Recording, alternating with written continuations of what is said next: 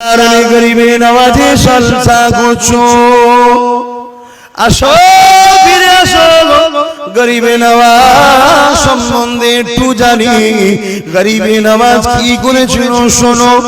হিন্দুস্তানের জমিনে পৃথ্বীরাজ চৌহান নামে একটা রাজা ছিল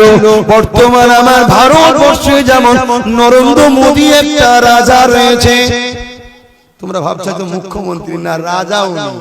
তুমি ভাবছো প্রধানমন্ত্রী না উনি রাজা শুনছেন না উনি কে আমার ভারতের রাজা কারো কথা চলে নেই কারো আন্দোলন চলে নেই উনি যা বলবে তাই দেশের আইন কানুন কিচ্ছু মানছে না শুনছেন না বড় বড় ক্রিমিনাল কেসের নেতা ক্রিমিনাল কেসের আসামি তারা সব দেশের মন্ত্রী নেতা হয়ে গেছে এ দেশ কখন আর বাঁচবে এই দেশকে বাঁচাবার জন্য আমাদেরকে ভাবতে হবে না হ্যাঁ এই দেশের জন্য ৭০,০০০ উলামা ৭০,০০০ উলামা এই দেশের জন্য তারা দিল্লিতে জান দিয়েছে ৭০,০০০ হাফেজে কোরআন তাহলে আমরা ভাববো না এই দেশের জন্য যখন আমাদের শ্রম গেছে জান গেছে এই দেশের ক্ষতি হলে আমাদের কি ভাবা দরকার আছে না নাই তাই আজকে ভাবতে বসেছি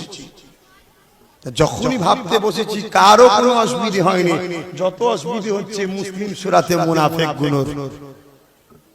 এই গুণকে চেনেন আল্লাহর রাস্তে বলে যাচ্ছি এই গুণকে চেনেন এই গুণ না চিনলে কিন্তু আপনার আগামী দিন আরো ফাঁসবেন একটা হিন্দু লিডার আপনার ক্ষতি করতে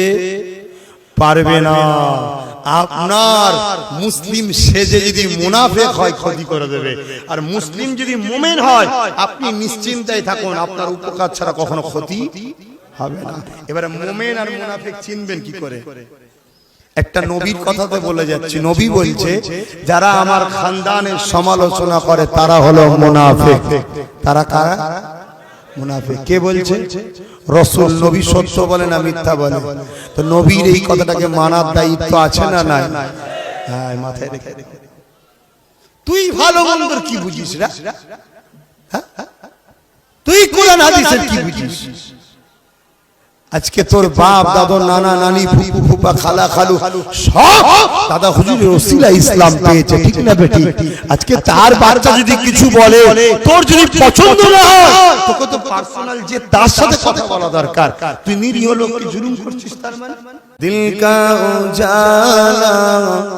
নামে মুহাম্মদ आँखों का तारा